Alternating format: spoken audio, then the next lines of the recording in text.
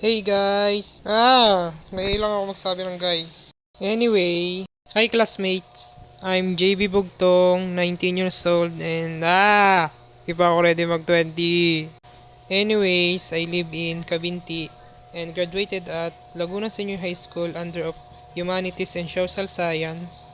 At pinasok ko ang Hospitality Management dahil bukod sa gusto ko nang umalis ng Pilipinas, noong junior high ako, madalas akong mag-compete sa Step Skills Exhibition kung saan mas nahasa ang skills ko at mas nagkaroon ako ng interest na pasukin ang hospitality industry. Wah! Kiwi! At kung di nyo po na itatanong, isa po akong volleyball player na mahilig kumain ng pizza. Syemay.